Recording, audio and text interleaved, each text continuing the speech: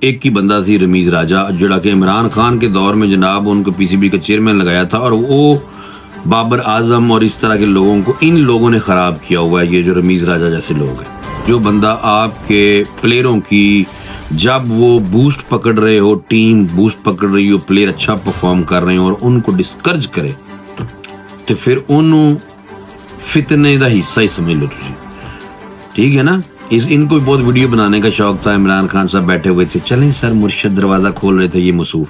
تو یہ وہ چاپ لوس قسم کے لوگ ہوتے ہیں اور یہ اتنے گھٹیا ہوتے ہیں کہ یہ ڈیوائیڈ کرتے ہیں، لوگوں کو تقسیم کرتے ہیں۔ تو کوئی بھی پارٹی ہو، اگر وہ فساد، فتنہ، فساد، توڑ پھوڑ اور پاکستان کا بیڑا غرق کرنے کے لیے جاگ رسائی کرے، انہوں اسی ضرور برا کہنا ہے، بھائی جو مرضی ہو جائے۔ آپ یقین کریں کہ کئی ایسے یوٹیاں ہیں کہ اگر ان کے مرشد پاک کا آئینہ دکھائیں تو وہ بھائی بےزتی کرنا شروع کر دیتے ہیں اور میسج ایسے کرتے ہیں محبت والے، ان کے اپنے لیڈر کی شان میں اور یاری میں بھی بےزتی ہماری کر رہے ہوتے ہیں کہ ہٹ جو نہ کرو تم۔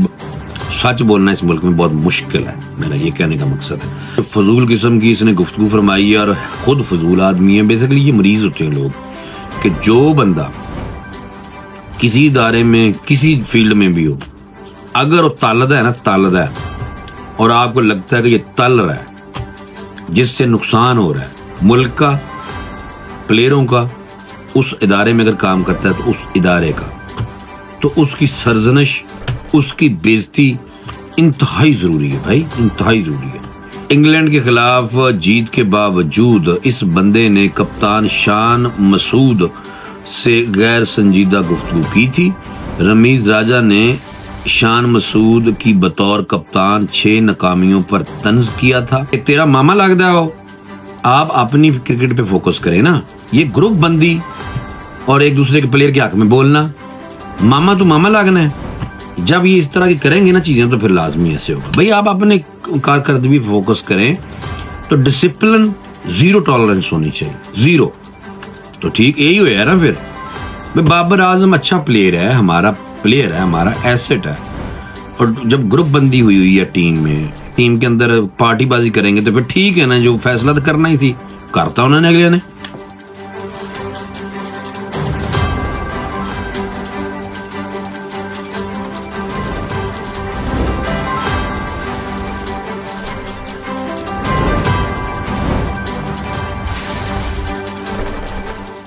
بسم اللہ الرحمن الرحیم، السلام علیکم۔ اسلامی جمہوریہ پاکستان کے دارالحکومت اسلام آباد سے آپ کی خدمت میں حاضر۔ جناب آپ کو پتا ہے کہ پاکستان نے جو ٹیسٹ ہے وہ ٹیسٹ سیریز لئی جیت، 2 ٹیسٹ میچ جیتے، 1 ہارا، پہلا ہارا، 2 آخری جیت لیے، اور جیتنے کے بعد آپ کو پتا ہے کہ پاکستان کی عزت بھی بحال ہوئی ہے اور کرکٹ کو بھی لوگوں نے تھوڑا سا بہتر کہنا شروع کر دیا ہے۔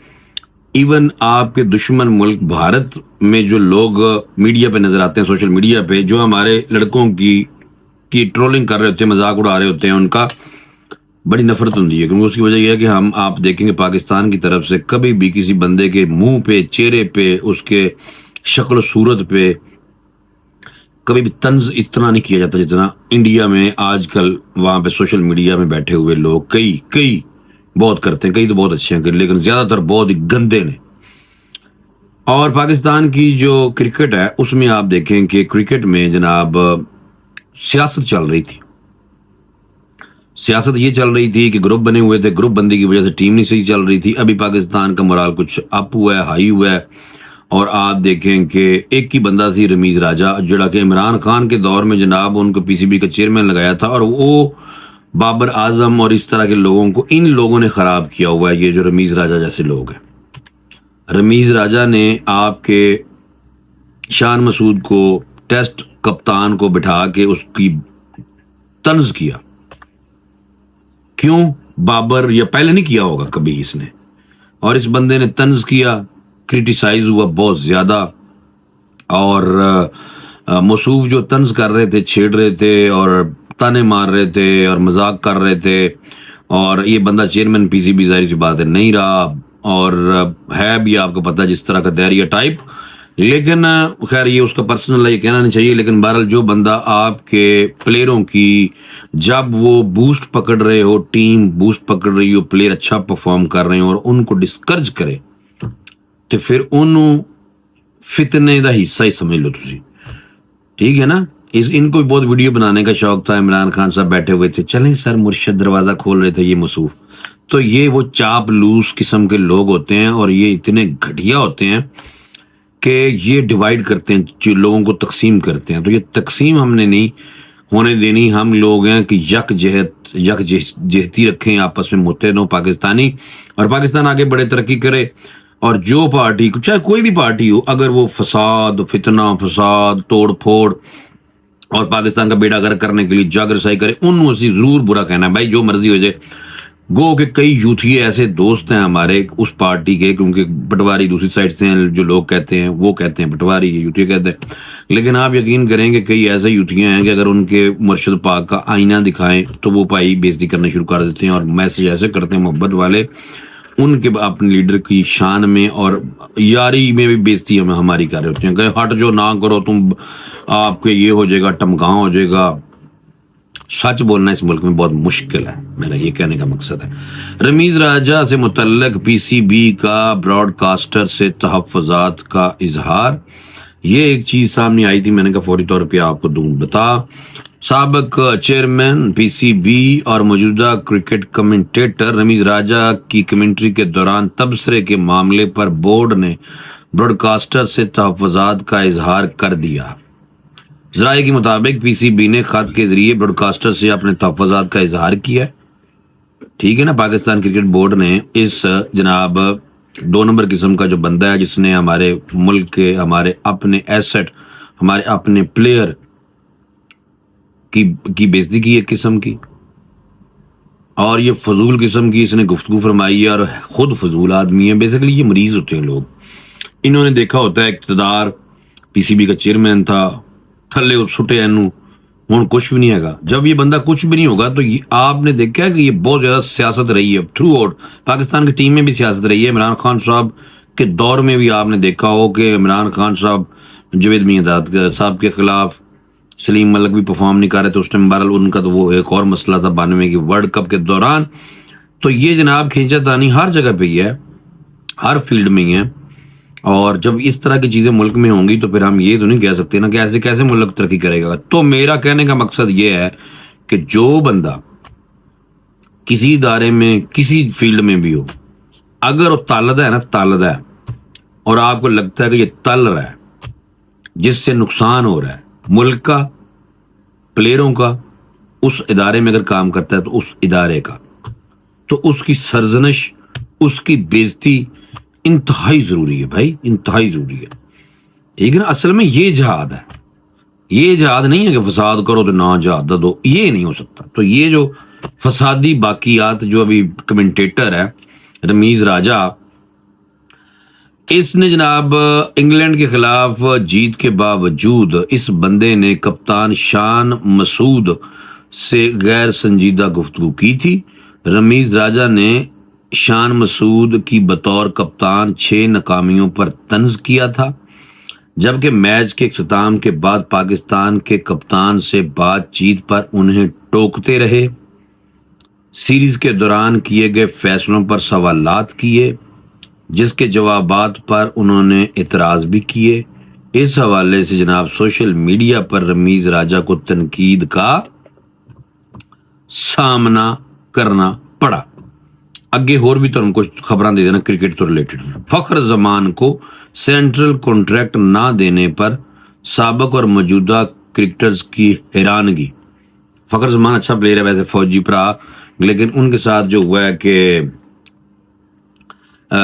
سابق کپتان راشد لطیف نے فخر زمان کے فیض احمد فیض کا شعر لکھا، زباں پہ مہر لگی ہے تو کیا کہ رکھ دی ہے،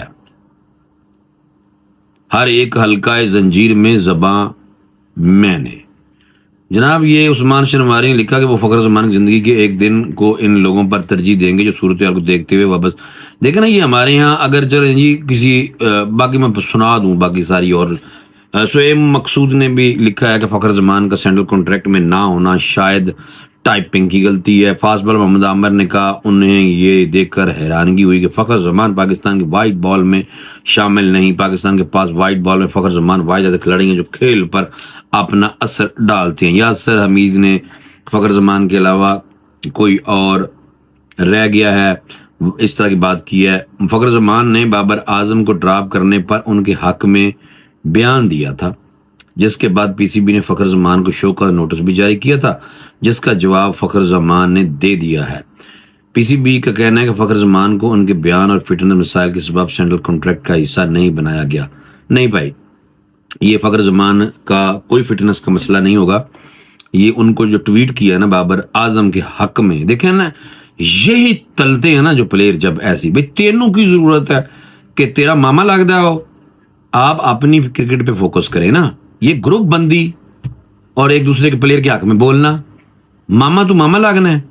جب یہ اس طرح کی کریں گے نا چیزیں تو پھر لازمی ایسے ہوگا. بھائی آپ اپنے کارکردگی پہ فوکس کریں تو ڈسپلن زیرو ٹالرنس ہونی چاہیے، زیرو.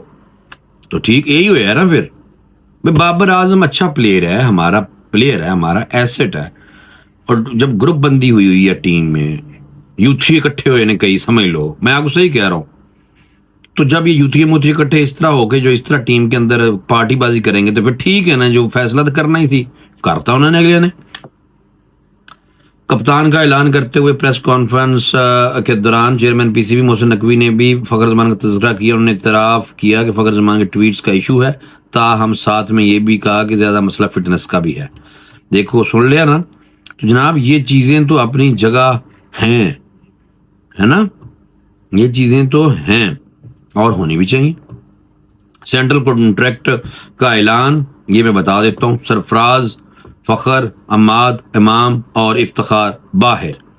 ٹھیک ہے نا بھی، ان کا اپنا مینجمنٹ جانے.